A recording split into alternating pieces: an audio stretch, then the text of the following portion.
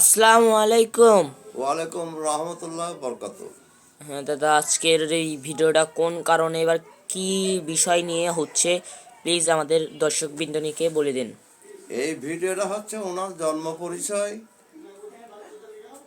ওনার জন্মস্থান ঝালকাঠি জেলা, নলছিটি থানা এবং কাকলিয়া ইউনিয়নে অলিপুর গ্রাম। তার পিতার নাম? ওনার পিতার নাম হলো আব্দুল হামিদ খান, ওনার তার মাতার মাতার নাম নাম? হামেদা খানন। উনি ওখানে লেখাপড়া শেষ করে, উনি বরিশালের সন্তান, বরিশাল বিভাগের সন্তান। উনি লেখাপড়া শেষ করে ভারতে আলিগড় বিশ্ববিদ্যালয়ে উনি ভর্তি হলেন। ওখানটায় উনি ডবল এম.এ পাশ করলেন। পাশ করার পরে এবং মাওলানাও পাশ করলেন।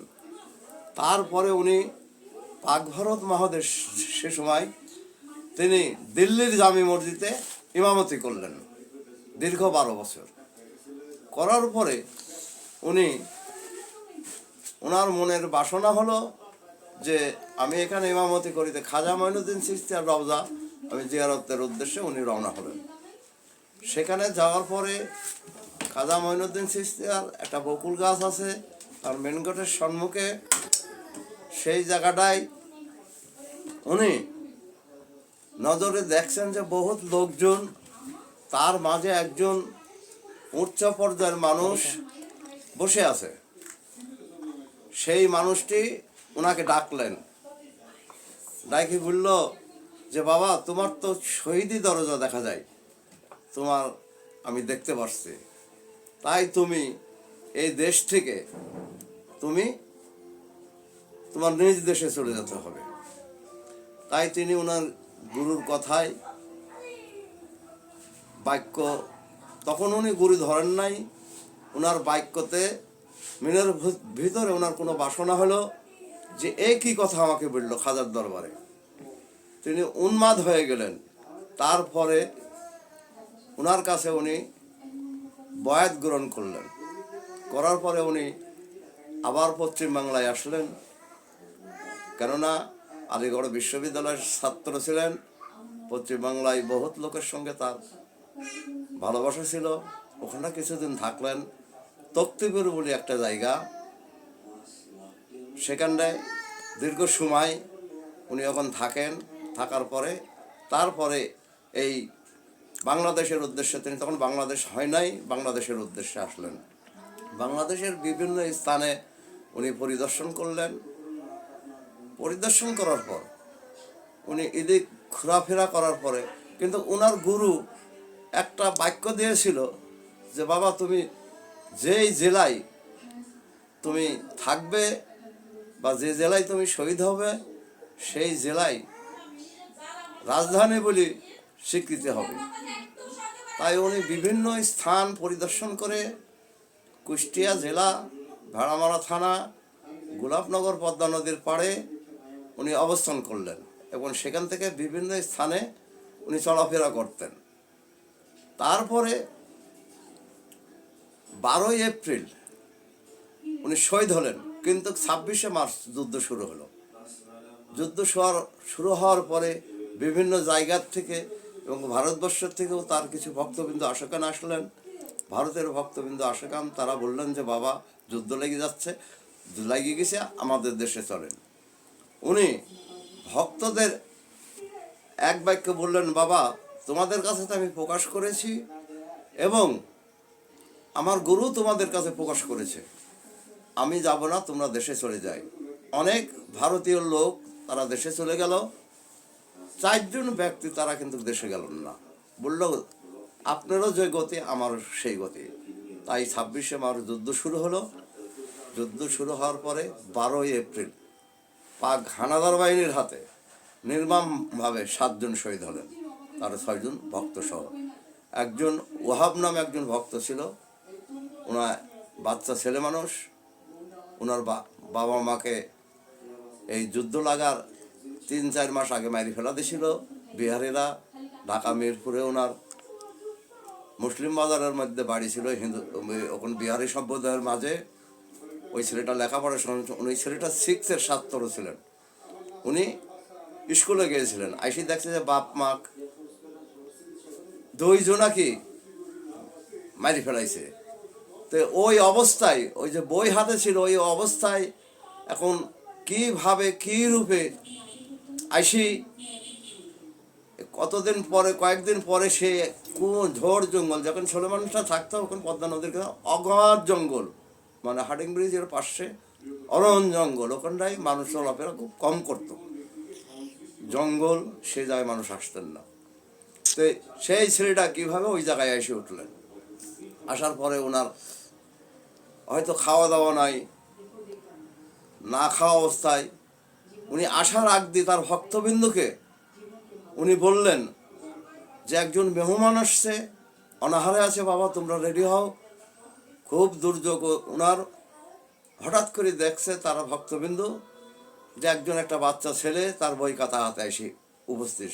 মানুষ দেখি ছেলেটা আশ্বস্ত হলো, তাহাকে সকলে আদর সম্মান করলো এবং বাবা শহীদ সুলাইমান শাহর কাছে ওনাকে বসালেন। বসানোর পরে বললো, বাবা তোমার তো শহীদি দরজা। তো বললো, আমার তো কেউ নাই, আমার বাবা মাকে বিহারিরা মারি ফেলাইছে। তো বললো, বাবা তুমি আমার কাছে থাকো। হ্যাঁ দাদা, এবার আমরা মূল ঘটনায় আসি। সে কোন কোন দেশের ভাষা জানতো আমাদের বলেন। উনি ওই সময় 18টা ভাষায় কথা বলতেন, 18টা ভাষায় উনি কথা করতেন।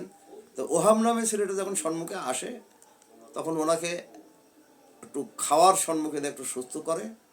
সুস্থ করার পর উনি বলে, আমার বাবা মাকে বিহারেরা মারি ফেলাইছে, মিরপুরে মুসলিম বাজারে আমার বাড়ি ছিল, বিহারেদের মাঝখানে আমাদের বাড়ি, আমার কেউ নাই, আমি কোথায় যাবো কি? তো বাবা বললো, তুমি থাকো, আমার সাথেই তুমি শ্বাস নিঃশ্বাস ত্যাগ করবা। তাই সেখানে তিনি মাস 6 মতো ছিল।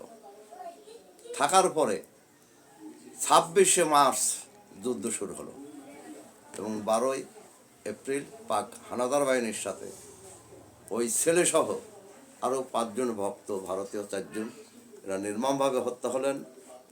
হত্যা হওয়ার পরে ওনার ভক্তবিন্দু আশেকান জাকেরান অনেকেই, সেই সময় 7 জন লোক, এদেশে লোক নাই, পলাতক কিছু লোক, 2-4 জন লোক হয়তো যারা বাড়ি ছেড়ে গেছিল না, তার মধ্যে আরও 7 জন ওনার ভক্তরা দাফন করলেন ওনাকে আলাদা এক জায়গায়। আপনাদের এর আগের ভিডিওতে দেখানো হয়েছে সেই 6 জনার রওজা এবং শহীদ সুলাইমান শাহর রওজা। তাই সেখানে ওনারা দাফন করার পরে তার ভক্তবৃন্দ দীর্ঘ সময় ওনাকে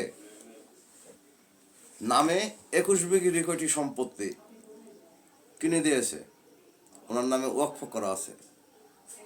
সেই সম্পত্তির পরে একটি প্রাথমিক বিদ্যালয় আছে সুলেমানি ওনার নামে, একটা স্বাস্থ্য ক্লিনিক আছে ওনার নামে, একটা গোরস্থান আছে। তাছাড়াও এই সবই ভক্তদের অনুদান। সেখানে মানুষ, উনি শহীদ হওয়ার পরে ওনার শহীদ দিবসে লক্ষ লক্ষ মানুষ আসে, ওনারা মান্যত করে। এই মান্যত করার মান আল্লাহ এবং রাসূলকে তারা বিশ্বাস করে, আল্লাহ রাসূলকে বিশ্বাস করে এই শহীদি দরবারে মান্যত করে। এই মান্যতের সময় 56 পুন পর্যন্ত মুরগি জমা হয়, তাহলে কত মান্যত হয় এবং তাদের তালিকা করা হয়, কারা মান্যত করে, কোথায় বাড়ি, কোন গ্রাম, কোন কারণের জন্য এখানে মান্যত করেছে।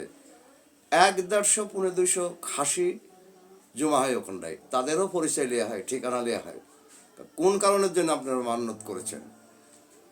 গরু মহিষ এটাও দান করে মানুষ, আর টাকা পয়সার তো হিসাব নাই।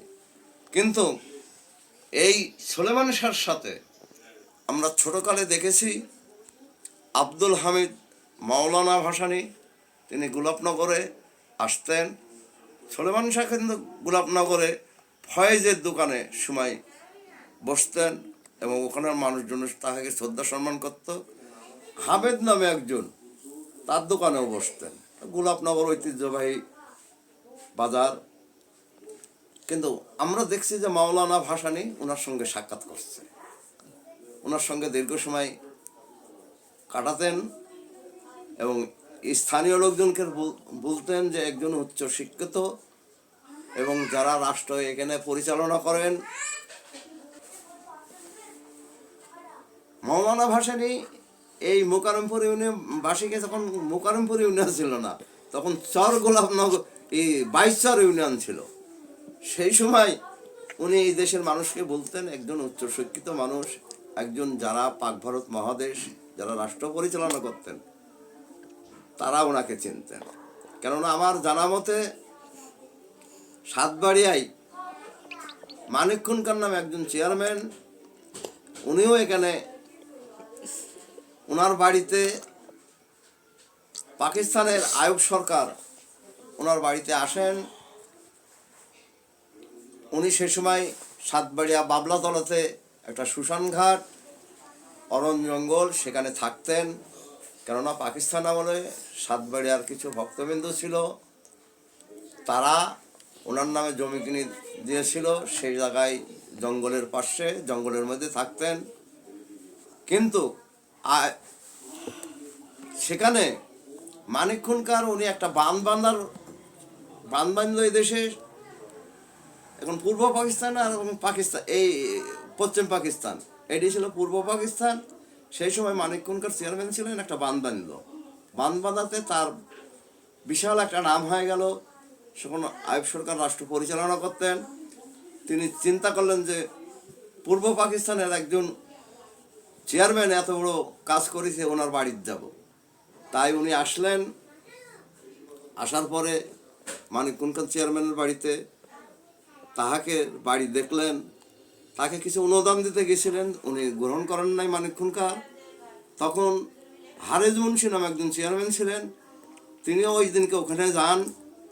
তাই হারেজ মুন্সি এবং মানিক খুনকারে বললেন যে এখানটায় সুলেমান কোথায় থাকে।